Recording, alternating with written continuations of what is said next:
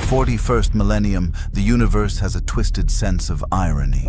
Somewhere in the howling chaos of the warp, reality was about to play its cruelest joke, taking the galaxy's most idealistic hero and dropping him into the lap of its most enthusiastically violent species. If you crave tales where heroes don't get happy endings, just really, really weird ones, then hit that subscribe button and join us in the darkness. Because what you're about to witness will redefine what it means to be proper Orky. The Tesseract tours through dimensions like tissue paper. One moment, containing a cosmic surge in a shield facility. The next, tumbling through impossible colors. Then, impact. Brutal collision with rusted metal that would have killed anyone without super soldier serum. Rogers rolled to his feet, shield up, surrounded by 200 orcs in a massive chamber reeking of promethium and fungal spores. "What's that?" the nearest orc rumbled. "A humie with a shiny disc. That's proper Kunin tech." The largest orc, 9 feet of scar tissue and mechanical parts, stomped forward. "I'm Warboss Grimtooth. This is my ship. You got 3 seconds before I crump ya." Rogers threw his shield. Not at Grimtooth, at the compromised support beam above his head. Vibranium met corroded metal. The beam cracked.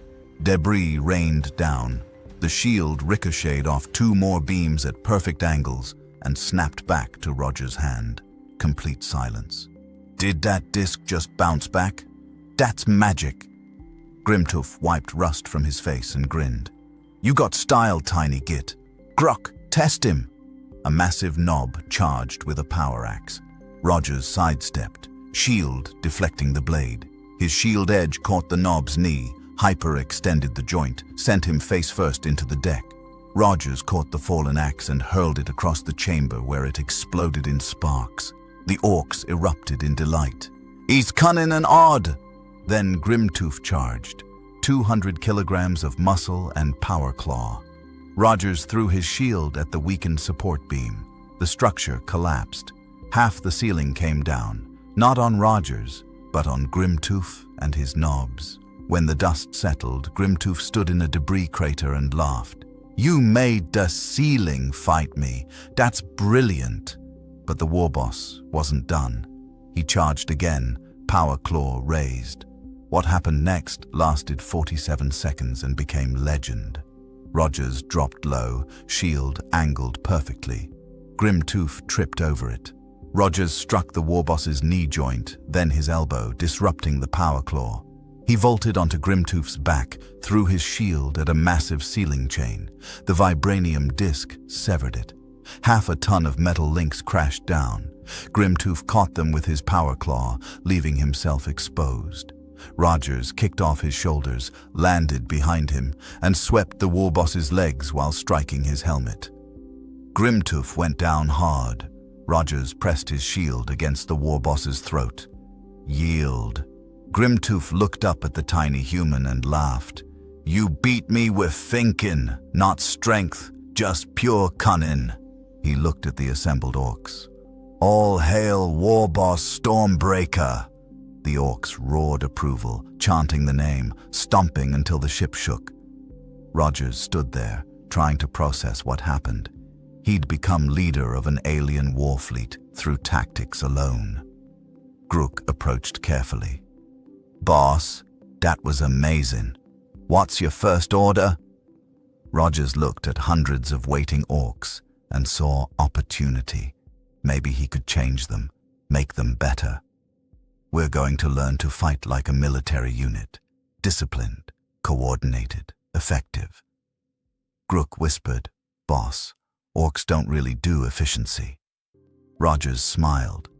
"They do now." It was a naive thought. He'd realize his mistake soon enough. The training began the next morning, or what passed for morning on an orc ship where time was measured in fights, not hours. Rogers stood on an elevated platform, looking at 300 orcs who were picking their noses, scratching themselves, and 2 had already started wrestling. "Attention!" Rogers called in his command voice. The orcs stared blankly. What's attention mean? I think it means pay attention. But I's already looking at him. Rogers pinched the bridge of his nose. New approach. I'm going to teach you something that will make you better at killing. More enemies, faster, with fewer of your boys dying. Interested? Every red eye locked onto him with laser focus. More killing, faster killing. These were concepts Orks understood. First lesson, the shield wall. You stand together, shields up, protecting each other. Front row defends, back row shoots. You move as one unit. But boss, if we's bunched together, won't we shoot each other in the back? That's why you have discipline. You don't shoot until ordered. You trust your squad mates. It took an hour to get 20 orcs into something resembling a line. Rogers selected the most intelligent ones, meaning they could count past 20 and hadn't tried to eat their weapons. When I say forward, you all take one step forward, together. Ready? Forward! 6 orcs stepped left, 8 stepped right, 3 didn't move, 2 walked backward, 1 tripped and brought down 3 others in a cascade of green flesh and scrap metal. Stop. Everyone stop. Roger's super soldier patience was wearing thin. Just move forward, however feels natural, as a group. It took 30 minutes, but eventually they moved forward 3 feet as a unit. The slowest military advance in galactic history, but it was progress. Then came teaching them not to shoot each other. Front rank fires, then kneels. Back rank fires over their heads. Why would we kneel? That's where the Daka is. So the rank behind doesn't hit you. Why would they hit us? We's on the same side. An orc in the back, testing his weapon, accidentally discharged it. The round ricocheted wildly, and an ammunition crate fell on another orc's head. See? That's why we need to kneel, the shooter said triumphantly. Still watching this madness, smash that like button. But Rogers persisted. Over the next week, small miracles occurred. The 20 orcs, now the Shield Boyz, started understanding. They grasped that moving together made them stronger, that covering fire worked, that not shooting squad mates was tactically advantageous. Then came the test that changed everything. Shield wall, Rogers commanded. The Shield Boyz formed up instantly, 2 seconds flat. Front rank raised shields, back rank aimed over shoulders. They looked almost professional. Rogers tested them against 50 regular orcs who thought the Shield Boyz were doing it wrong. Hold the line. Don't break. Trust your squad mates. The mob charged like a green tsunami, screaming and shooting wildly. Hold! The Shield Boyz held. Front rank braced. Back rank fired with coordination. The mob's front ranks thinned. 50 orcs slammed into 20. The Shield Boyz line bent, wavered. Every orky instinct screamed to break formation. They didn't. Front rank pushed with shields. Back rank kept firing point blank. Slowly, incredibly, they gained ground. Not through strength, but organization. Every Shield Boy knew his role, supported his neighbor.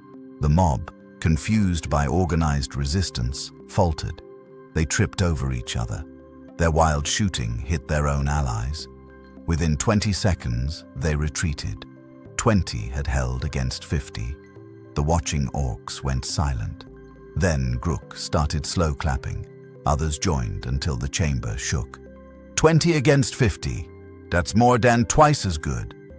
Rogers felt genuine pride. He'd taught them something valuable. Then reality crashed back. Oi, boss. We did good, right? Can we have a reward? Can we go crump something for real? All this practicing is boring. Rogers' pride curdled.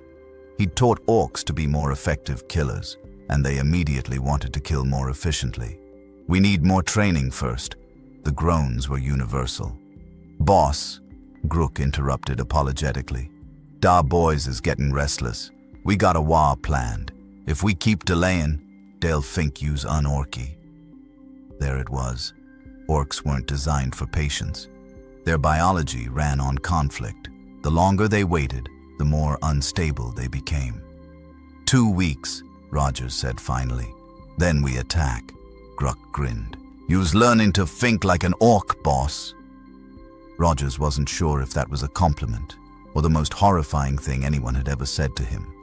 The 2 weeks lasted 9 days before Warboss Stormbreaka arrived and ruined everything. Rogers was drilling the 3rd Shield Boyz squad when alarms blared. Grook burst through the doorway, mechanical claw sparking. Boss! Big company! It's Stormbreaka the Skull Taker and his entire Waaagh! Loads of ships coming in hot! Rogers' tactical mind calculated instantly. Multiple hostile vessels, unknown intentions, only 60 Shield Boyz combat ready. They weren't prepared for fleet engagement. The command deck was chaos when Rogers arrived. Through the viewport, massive, irregular hulks bristling with weapons approached, their hulls decorated with kill markings and severed ship prows. A massive face appeared on the view screen. Warboss Stormbreaka's skull-decorated armor filled the frame, eyes gleaming with dangerous intelligence. Iron Jaw, I's heard interest in rumors. They say you got a Humy Warboss teaching orcs to act like soldiers. His voice boomed through speakers. And that this Humy's been delaying a perfectly good Waaagh for weeks, so I's come to see if it's true. And if it is, I's gonna challenge this Humy and show him how real orcs do things. Rogers stepped into view. I'm Captain Steve Rogers, current warboss of this fleet. Yes, I've been training these orcs in tactical doctrine because winning isn't about charging blindly, it's about being smarter, faster, more coordinated. Stormbreaka stared, then laughed genuinely. You actually believe that? Brilliant. All right, tiny Humy. We do this the traditional way. I'm coming over, we have a proper scrap. Winner takes both fleets. Loser gets fed to the squigs. I accept, Rogers interrupted, but one condition. Before we fight, let me demonstrate what I've taught.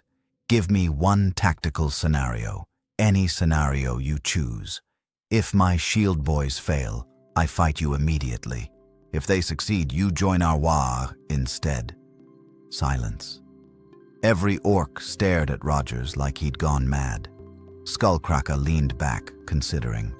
That's proper cunning. All right, here's your scenario. The view screen showed a captured Imperial bunker. Standard Humy defensive position, thick walls, multiple firing ports. I got 50 boys inside, armed and ready. You send your trained orcs to take it. No reinforcements, no tricks. They take the bunker in 10 minutes, and I'll consider joining. They fail, you fight me. Deal. Rogers looked at Grook frantically shaking his head, looked at his Shield Boyz watching with excitement and terror, looked at the bunker, a killing ground designed to slaughter attackers. Deal. But I'm sending 20 Shield Boyz, not 50, and we're taking it in 5 minutes. Stormbreaka's expression shifted to genuine interest. 5 minutes with only 20 against 50? He grinned. This I gotta see. Comment below. Do you think Cap can pull this off? 20 minutes later, after a terrifying teleporter experience, Rogers and his Shield Boyz stood before the bunker. Thick ferrocrete walls, narrow firing slits, reinforced door, overlapping fields of fire. A frontal assault would cost dozens of lives. Good thing Rogers had no intention of frontal assault.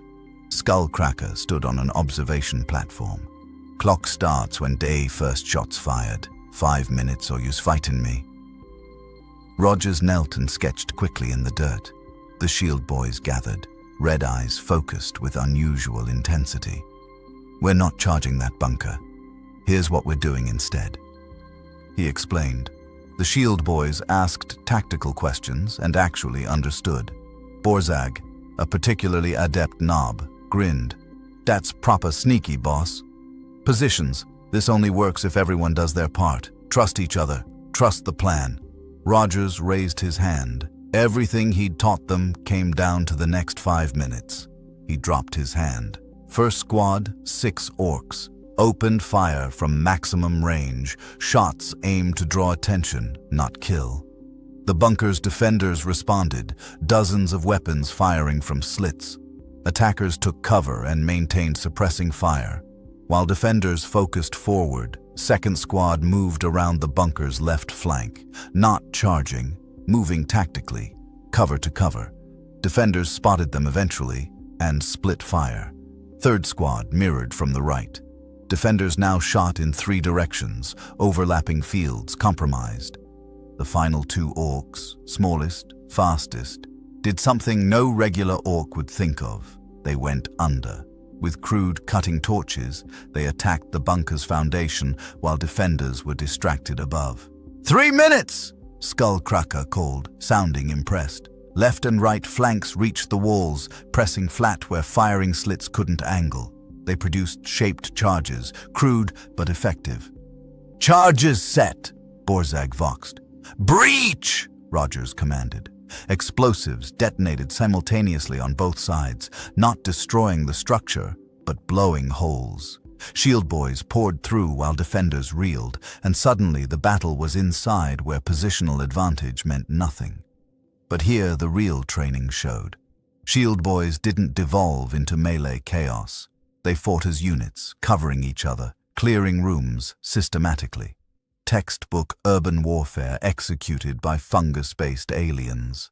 The 2 cutting from below emerged inside the bunker's center, behind defenders' main position. Caught between 4 attack vectors, defending orcs couldn't coordinate. 4 minutes! Skullcracker shouted, leaning forward intensely. Last defenders made their stand in the central chamber. They outnumbered attackers. In a straight brawl, they might have won. But Shield Boyz used corridors as choke points, funneling defenders into killing zones where 3 could hold off 10. Boss, we got to command center. Bunker's ours.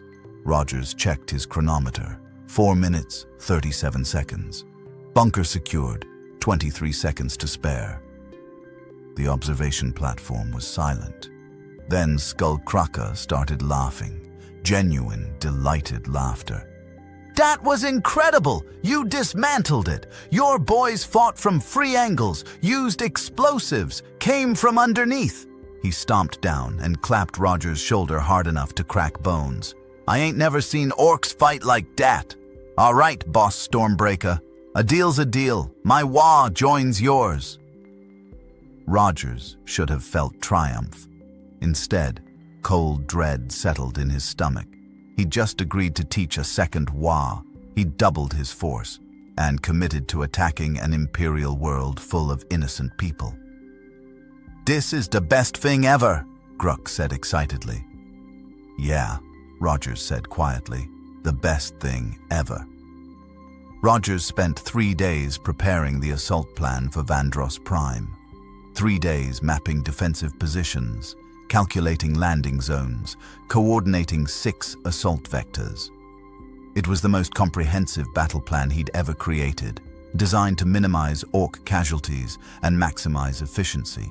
20 billion people lived on that world, and he'd made sure their conquest would happen as efficiently as possible. The combined fleet, 600 orc vessels, descended on Vandross Prime like a green apocalypse. The industrial world had 3 Astra Militarum regiments, orbital defense platforms, and void shields. They had no idea what was coming. Rogers stood in the command deck, looking at his data slate. Through the viewport, hundreds of landing craft prepared to launch. The entire fleet thrummed with Waaagh energy. Boss, you are right. Gruk's mechanical claw touched his shoulder gently. You ain't said much. I'm fine, just reviewing final details. Rogers looked up. Put me on fleet-wide Vox. Gruk fiddled with the sparking console. Use on, boss. Rogers took a breath. Warriors of the Waaagh. In minutes, we attack Vandross Prime. This will be different from any assault you've experienced. We're not charging blindly. We're executing a coordinated strike to cripple their defenses before they can respond. He activated the tactical display. Shield Boyz will lead 6 simultaneous assaults on these targets. Orbital defense control, primary Vox relay, power stations, ammunition depots, PDF headquarters, and the governor's command bunker. Each target hit within 5 minutes, causing maximum chaos. Across the fleet, Orks were actually paying attention, listening to their warboss explain how to kill more efficiently. Regular mobs follow 30 seconds behind, exploiting breaches we create. Skullcracker's veterans provide aerial support and cut retreat routes. We take this world in 6 hours, not days, not weeks, 6 hours. He paused, voice carrying weight every orc could feel. You've trained for this. You've learned to fight as units, trust squad mates, follow orders. Today, we prove organized orcs are the most terrifying force in the galaxy. For the Waaagh! The roar from 600 ships was a psychic shockwave that made the void shudder. Subscribe now. You won't believe what happens next. The drop began at dawn. Rogers went down with first wave Shield Boyz, his shield catching morning light as their assault boat punched through atmospheric entry. They crashed into Victory Plaza, right in front of PDF headquarters, exactly where calculations predicted minimal initial resistance. Alarms blared, civilians screamed. Astra Militarum scrambled to positions with admirable speed. Rogers had studied Imperial Guard doctrine extensively. He knew their response protocols, rally points, chain of command, which is why he'd targeted all of them simultaneously. Shield wall! 20 Shield Boyz formed a line, crude shields interlocking efficiently. Lasfire peppered the formation. Rogers watched his orcs absorb hits that would kill humans, but only enraged orcs. Covering fire! Advance by bounds! Back rank fired while front rank moved, then switched. Textbook infantry tactics executed by aliens who weeks ago didn't know what infantry tactics meant. They crossed the plaza in 40 seconds. Should have taken minutes and cost dozens of casualties. Rogers threw his shield. The vibranium disc ricocheted off a guard officer's helmet, struck a Vox unit, bounced off a gun emplacement, returned to his hand after disabling 3 defensive pieces. Shield Boyz poured through the breach. Headquarters fell in under 3 minutes. Across the city, 5 other teams reported similar success. Power went down. Communications went dark. The ammunition depot exploded. Skullcracker's team got enthusiastic with explosives. Textbook shock and awe, executed with terrifying precision. Rogers had broken organized defense before they could mount proper counterattack. Then regular orc mobs arrived, and carefully organized assault devolved into chaos Rogers dreaded. Regular orcs didn't do disciplined advance. They did charge, screaming at anything moving. They flooded through breaches, firing wildly, looting anything shiny, engaging in impromptu brawls when enemies weren't found fast enough. "Boss!" Borzag's voice crackled. "We got a problem at Day Cathedral. Loads of humies locked inside, and regular boys is trying to break in." Cathedral. Rogers' map showed Saint's Cathedral of the Emperor's Light. Massive structure serving as religious center and civilian evacuation point. Thousands of non-combatants inside. Families, children. "Tell those orcs to pull back. Cathedral's not a military target." Static. Then Borzag's confused voice. "Boss, the boys saying if it ain't military, why are there humies with guns on the roof shooting at us?" Because Imperial Guard fortified it to protect civilians. Because in the 41st millennium, there were no non-military targets when survival was at stake. Rogers closed his eyes. If they shoot first, return fire. But Borzag, controlled fire only. Shield Boy protocols, no burning it down. "Got it, boss. We'll be proper professional." The cathedral fell 20 minutes later. Shield Boyz breached, cleared defenders with room-to-room tactics, secured the building with minimal collateral damage. By Ork standards, miraculous restraint. They only killed armed defenders, didn't touch civilians in the basement. By human standards, still massacre. Rogers arrived as Borzag organized prisoners, PDF troopers who'd surrendered. Actually lined up properly, disarmed, but not executed. most un-orky thing Rogers had seen. "Good work. Secure them here. They're prisoners of war." "What do we do with prisoners?" "Keep them alive and—" Rogers stopped. No Geneva Conventions existed here. No rules of war beyond kill or be killed. Just keep them here. But as he turned, a regular orc mob rounded the corner, fresh from looting. They saw prisoners. "Oh aye, more you mice to crump." "Wait," Rogers started. The mob opened fire. Prisoners, unarmed, helpless, were cut down in seconds.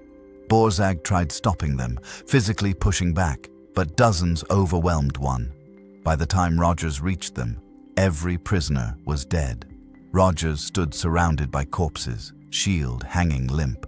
Waaagh approached carefully, red eyes showing something like shame. "Sorry, boss. I tried, but they wouldn't listen. Said prisoners was just enemies what hadn't been crumped yet." "It's not your fault. You followed orders, did everything right." "But it didn't matter, did it?" Waagh's voice was thoughtful. "We can learn tactics, but at the end of the day, we still orcs. And orcs do this." Rogers had no response. Waaagh was right. The battle continued throughout the day. Rogers' Shield Boyz performed brilliantly, taking objectives with minimal casualties and maximum efficiency. They demonstrated combined arms tactics that would impress Imperial Guard veterans. They executed flanking maneuvers Space Marine sergeants would approve. They fought with discipline, coordination, professional competence. Behind them, regular orc mobs turned conquered city into nightmare. Burning buildings, scattered corpses, random destruction. They looted everything, fought each other when Imperial defenders ran out, turned victory into carnage simply because that's what orcs did. By nightfall, Vandros Prime's capital had fallen. Rogers' display showed green across every objective. Enemy resistance collapsed. The governor surrendered after Skullcracker's forces breached his bunker. 6 hours. Rogers predicted 6. They did it in 5.5. Most successful orc invasion in recorded history. Minimum orc casualties. Maximum efficiency. Perfect execution. Rogers stood on conquered PDF headquarters steps, looking at a burning city under alien occupation. Orc banners flew from every major building. Shield Boyz celebrated, comparing kill counts, congratulating each other on successful tactics. Skullcracker was already planning the next target, an even bigger Imperial world with these brilliant new tactics. Grook approached carrying crude mugs of something smelling like industrial solvent mixed with fungus. "Victory drink, boss. You earned it. That was amazing. We took a whole planet in less than a day, with less than half the usual casualties. You's a genius." Rogers took the mug, but didn't drink. "How many civilians died, Grook?" "What?" "Civilians. Non-combatants. How many?" Grook scratched his head. "I don't know, boss. We don't count that. Humies is humies. If they're on a planet we's attacking, they're gonna die. That's just how it works." "Millions," Rogers said quietly.